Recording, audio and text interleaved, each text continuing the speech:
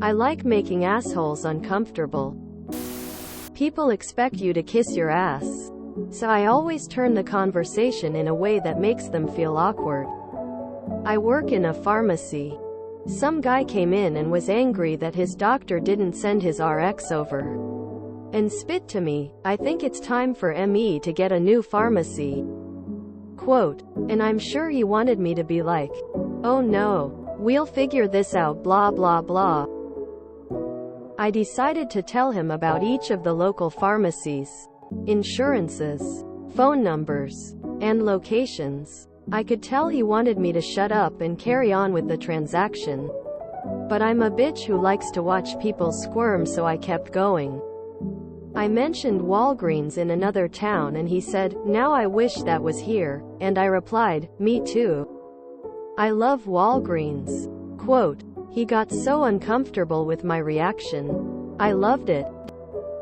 Some guy was getting violent towards me and now whenever he comes I don't acknowledge him and he is left standing there for literally tens of minutes until he leaves. Fuck you, dude. Find a new pharmacy, bitch. You can't just physically hurt people and expect no retaliation. There is this guy that comes in and always does racist rants about Mexicans. I tell him every time I see him, "I don't want to have to check you out right now. And I especially don't want to listen to you talk." He's crazy though, so he'll keep going on. I'm telling him I don't like it. So that's something. I don't want him to shoot me. So there's only so much I can do with that one. Have no tolerance. Do not be friendly to assholes. Make customers uncomfortable. Amazing how people still think that customer service workers care if they threaten to go shop somewhere else. Tears of joy. The entitled asshole retail customer is the bane of a retail worker's existence. I work in a leisure center and deal with customers like this on a daily basis. It's so muddy. Clean the changing rooms. I then look at their muddy boots, which they use to muddy up the area. There's a draft. Fix your automatic door so there isn't a wind coming through. Sorry. It's jammed because you forced it open, which the large red sign told you not to. Who gets paid enough to deal with this on a constant basis? One time I'm in the line at Walmart pharmacy and some lady cut everyone off to ask the pharmacist's assistant, cashier, what she could do to prevent mosquito bites between her house and car. The guy was flabbergasted and really didn't know how to help her because repelling bugs isn't something he knows about. I finally spoke up and told her that at the minimum she needs to walk her property and dump anything with standing water because that's where they breed. After that you can get some off or other bug repellent with DEET. You shouldn't need that for more than a few days unless there's a lot of standing water on your neighbor's properties, in which case you have to work with them to eliminate the problem. Then she starts asking the pharmacist about DEET and off, and I could tell by the look on his face that he didn't know how to answer her. So I cut her off and said, "Ma'am, you're in the wrong department. You need to go ask the people in the lawn and garden area about how to deal with your lawn and garden problems. If you're itching from bites, then grab some calamine lotion from over there. That and something like Skinsa-Soft is about all a pharmacy has unless you're allergic or infested and have seen the doctor. Everything else you need is in the lawn and garden area." When she left I asked the guy, "So how often do you get people like that?" Quote, "More than you'd think. Thanks for that." I can't count how many angry parents I've had to deal with because they were going on vacation in a day and I wouldn't fill their kids' expired contact lens RX. Once a woman said, "So your solution is my child goes blind." I told her she should find a DR's office that takes walk-ins and that hopefully would stock lenses. And I repeated again that I cannot legally fill an expired RX.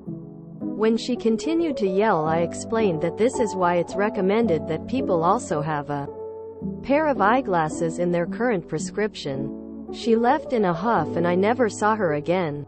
Good riddance. I watched a auto part counter person stop a off-roader in his tracks like you did. The guy was bitching about the ride quality at 55 miles per hour after spending like $12K for upgrade parts for his overlifted 4x4. The sale rep then asked him if he designed a badass 4x4 that can go anywhere at 520 miles per hour. He said yes I did.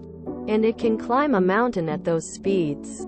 The representative replied, well, you can't have it both ways. Not with the parts you had us order. That's a 100% badass off-road vehicle you have. Go enjoy it. For me, I just put on my resting dumbass face. It's kinda like a resting bitch face. Difference being that I apparently have a face that reads as spacey dumb dumb. They eventually will feel like they won't get through to me because I'm too stupid to understand the insults. I don't want him to shoot me. USA, USA, USA confounded face. Nevertheless, good that you stand up to a hashtag holes. I'll never understand people who take out their frustration on people that don't have any control over the situation. If I'm getting visibly frustrated, I always the person know. Just so you know, I'm not frustrated with you.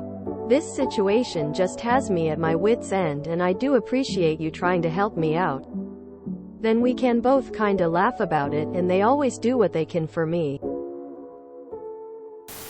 Everyone leaves off the most important part of, the customer is always right. Quote. It continues. In matters of taste. This title reminds me of the movie Mallrats. You mean like in the back of a Volkswagen? Did part-time at a gas station for a bit. An older guy came in and wanted me to swipe his card for him when the terminal is right there. I swiped it on my end, but told him this option would eventually get disengaged because of the new system. This was right at the beginning of chip reader terminals. He mentioned not coming back, and I reminded him there were 3 gas stations within 3 blocks and plenty of places to buy his camels. Edit for spelling.